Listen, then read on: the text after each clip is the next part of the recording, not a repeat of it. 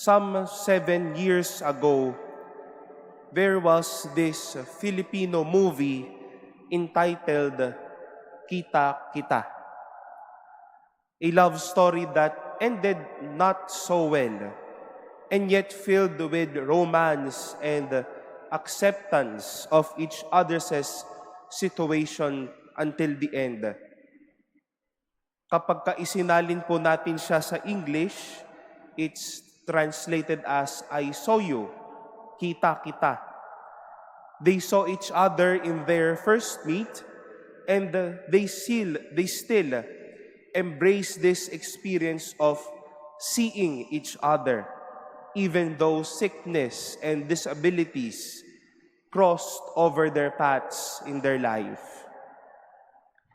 In today's gospel, my dear brothers and sisters, we heard of Jesus being followed by two blind men. Nakita ni Jesus ang mga bulag na ito. And as if Jesus told them, nakita ko kayo, kita kita. But he saw this as an avenue for goodness. He saw this as a way to heal them. He gave them the sight that they've been longing for, or maybe the sight that they've been crying out for. But this action of Jesus is noteworthy. It was not selfish.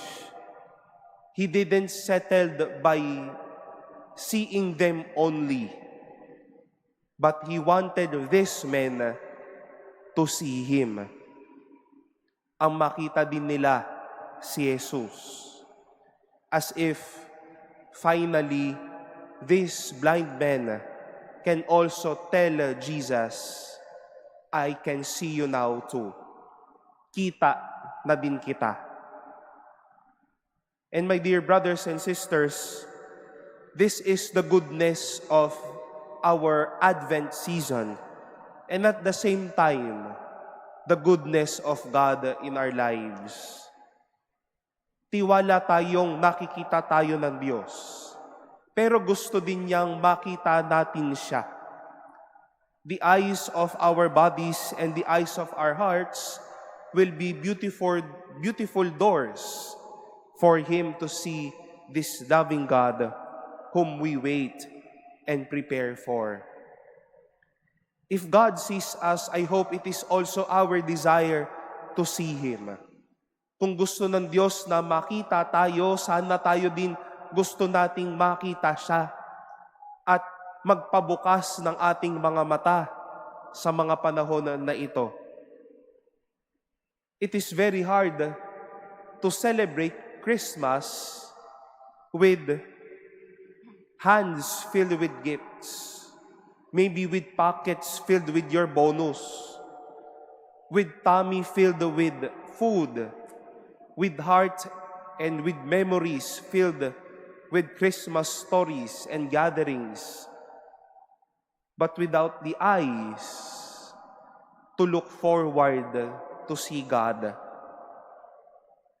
Baka bukas ang ilang parte ng katawan natin, but our eyes remain blind to see this loving God coming in our lives. Kung kaya po dumadating si Jesus sa araw-araw ng ating buhay, dahil nakikita niya tayong lahat sa ating mga gawain at alalahanin. Kung gusto tayong makita ng Diyos, masabi din natin sa Kanya, gusto ko ding makita kita. If Advent is a very good time to prepare for this blessed season of Christmas, may we not only settle with hearing Him or feeling Him. The Lord will open our eyes so that we can see Him and enjoy His face this blessed season we are looking forward to.